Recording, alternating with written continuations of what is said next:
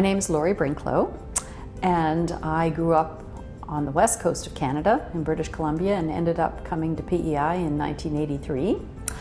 I took the Master of Arts in Island Studies program from 2003 to 2007. I was in the first cohort of the group.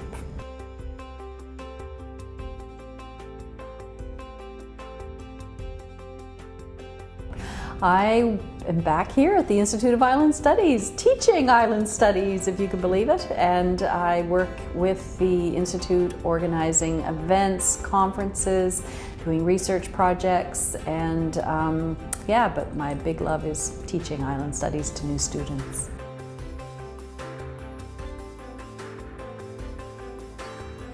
I think one of the best things about this program is the fact that it opens up people's imaginations to place, to their island place.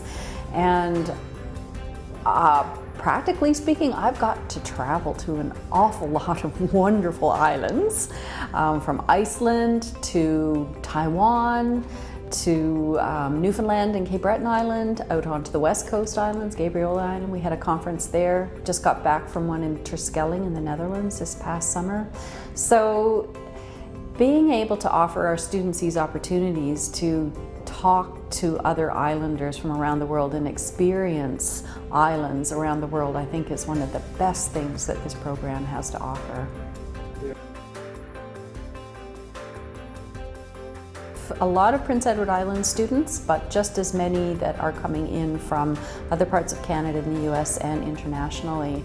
We have, I think, about 35, 36 graduates, and I would say, probably half are international students. We have a terrific group of professors. Godfrey Baldacchino has been with us since the very beginning. He was my professor in 2003 teaching the core course, and now I'm co-teaching it with him. So he starts it and I finish. He's from Malta. Master of Arts in Island Studies program is interdisciplinary, and it gives students a very fundamental education in doing research, following their curiosity, figuring out how to ask questions and then how to find the answers to them. It teaches them how to write and to communicate. I think it just opens up a whole critical thinking side of their brain that trying to figure out how islands factor into their worldview. And we're finding out more and more as climate change, sea level rise, islands are at the forefront of all of this. And I think that in a fast-paced world, the globalized world where everything is sort of cookie-cutter culture, looking at islands and seeing the particularism, the distinctive features of islands is something that really hits home with a lot of people. Not all of our students are from islands. Some of them are from great big mainlands like China, for instance, and yet there's something pretty magical about studying islands that really hits home. There are lots of resonances with people. We like to think about, you talk about thinking about islands and on islands, but how about think with them? And that's what we're getting our students to do, is to think with islands.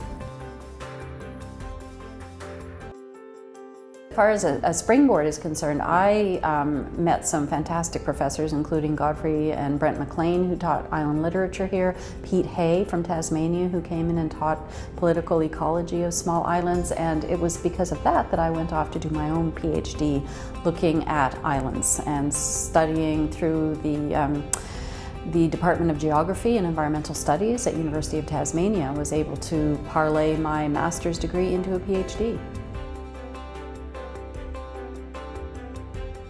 You can come in with a degree in pretty near anything. If you were a historian, if you were doing sociology or anthropology, literature like I did. We've even had students doing biology who come into the program and find something that really suits their interests and their expertise, and then because it's interdisciplinary, you can tailor it to anything to do with islands. It's so cross-cutting, and people have really done an excellent job of bringing in all the disciplines.